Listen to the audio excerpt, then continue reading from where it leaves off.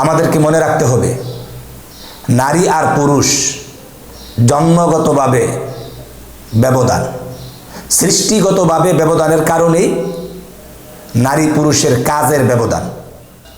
আর এই কাজের ব্যবধানের কারণেই নারী পুরুষের কাজের জায়গা, কর্মস্থলের ব্যবধান।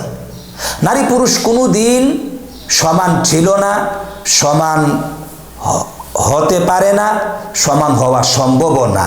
এটা আমাদেরকে বুঝতে হবে। সব জায়গায় যদি নারী পুরুষকে সমান করতে চান, এটা তো সম্ভব না। ইসলাম নারীদেরকে অনেক জায়গাতে অগ্রাধিকার দিয়েছে।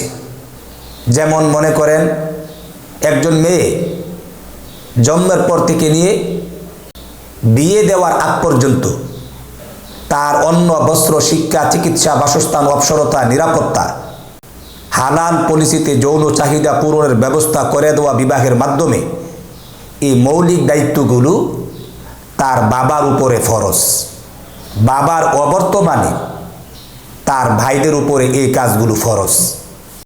এই পয়েন্টে একটা মেয়ে বাবার সন্তান হিসাবে, ভাইয়েরও বাবার সন্তান, মেয়েও বাবার সন্তান, কিন্তু ভরণ পোষণের ক্ষেত্রে ইসলামের বিধান এখানে একজন মেয়ে জন্মগ্রহণ করার পর থেকে নিয়ে বিয়ে দেওয়ার আগ পর্যন্ত এই কাজগুলি বাবার উপরে ফরজ। এবার মেয়ের বিবাহ 15 বছরও হতে পারে, 20 বছরও হতে পারে, 70 বছরও হতে পারে, 40 বছরও হতে পারে। বিয়ে দেওয়ার আগ পর্যন্ত বাবার উপরে ইসলাম এই দায়িত্বগুলো দিয়েছে। অপর দিক দিয়ে একজন পুরুষ, ছেলেদের ব্যাপারে আল্লাহর বিধান হলো, ছেলে প্রাপ্তবয়স্ক হওয়ার আগ পর্যন্ত বাবার উপরে তার এই দায়িত্ব ভরণ পোষণ আল্লাহ ফরজ করে দিয়েছেন। যখনই সন্তান ছেলেরা প্রাপ্তবয়স্ক হয়ে যাবে, তখন এই সন্তানগুলির দায়িত্ব ভরণ পোষণ এটা বাবার উপরে ফরজ না। বাবা যদি লালন পালন করেন, এটা বাবা সন্তানের প্রতি ইহসান, দয়া, করুণা করেছেন। না করলে আল্লাহর কাছে জবাব দিতে হবে, এমন কোনো কথা ইসলামে নাই। তাহলে একটা ছেলে 12 বছর থেকে নিয়ে 15 বছরের ভিতরে বালক হয়ে যাবে। বোঝা গেল 15 বছর পর্যন্ত তার ভরণ পোষণের দায়িত্ব বাবার উপরে ফরজ। অপর দিক দিয়ে একটা মেয়ের 15 বছর না, 20 বছর না, বিয়ে দেওয়ার আগ পর্যন্ত হতে পারে বিয়ে তার সারা জীবন নাও হতে পারে। এমনকি বিয়ে দিলে যদি ভেঙে যায়, তালাকপ্রাপ্ত হয়ে যায়, বা কোনো কারণে বাবার বাড়িতে চলে আসতে হয়, এরপর থেকে নিয়ে আবারও বিয়ে দেওয়ার আগ পর্যন্ত এই বাবার উপরে এগুলো কি ফরজ। তো এখানে ইসলামের বিধান নারীদেরকে আল্লাহ অগ্রাধিকার দিয়েছেন। এখন যদি সমান করতে চায়, তাহলে নারীর জন্য কি এটা কি উপকার হলো না ক্ষতি হলো? তাহলে আমাদের নারীবাদীরা সকল ক্ষেত্রে সমান করতে চায় কিভাবে? দ্বিতীয়ত কথা হলো, বিয়ে হয় কয়জনে? বিয়েতে হয় স্বামী, পুরুষ আর নারীতে। বিয়েটা পুরুষের যেমন প্রয়োজন, নারীরও তো প্রয়োজন। বিয়ের দ্বারা নারী পুরুষের উভয়েরই উপকারিতা লাভ হয়। শারীরিক তৃপ্তি লাভ করে, মানসিক প্রশান্তি লাভ করে, চারিত্রিক উন্নতি হয়ে থাকে, এবং বিবাহের মাধ্যমে নারী পুরুষ অনেক নেক আমলের অধিকারী হয়ে থাকে। বিবাহের মাধ্যমে নারী পুরুষের গরিবতা কি দূর হয়ে যায়। হাজারো ফায়দা বিবাহের মাধ্যমে উভয়েরই। কিন্তু আল্লাহর বিধান, ইসলামের আইন, বিবাহের পরে বিবাহের যে খরচপাতি, অলিমা, সেটাও আল্লাহ একতরফা পুরুষের উপরে নির্ধারণ করেছেন। এবং বিবাহের পর থেকে নিয়ে মরণ পর্যন্ত অন্ন, বস্ত্র, শিক্ষা, চিকিৎসা, বাসস্থান, অবসরতা, নিরাপত্তা এবং তার যৌক্তিক চাহিদা পূরণের ব্যবস্থা করা, এটা স্বামীর উপরে আল্লাহ ফরজ করে দিয়েছেন।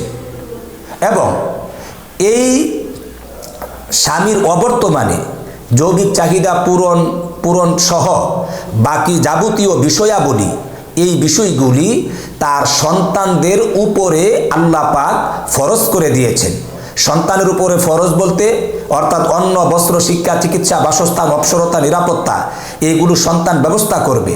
এবং বাবা মারা গেলে বাবার অবর্তমানে সন্তানেরা মাকে বিবাহ দেওয়ার মাধ্যমে যদি মা প্রয়োজন বোধ করে, এই যৌক্তিক চাহিদা পূরণের ব্যবস্থা করাটাও সন্তানের উপরে আল্লাহ ফরজ করে দিয়েছেন। কথাগুলো আমাদেরকে বুঝতে হবে। এজন্য ইসলামের বিধান, এমনকি মেয়েটাকে বিবাহ করার পরে তার মোহরের যে কাবিননামার টাকা একতরফাভাবে আল্লাহ পাক স্বামীর উপরে এটা কি ফরজ করে দিয়েছেন। তাহলে অলিমার খরচ এটাও স্বামী বহন করবে, মোহরের খরচ এটাও স্বামী বহন করবে, বিয়ের পর থেকে নিয়ে মরণ পর্যন্ত এটাও স্বামী বহন করতে হবে।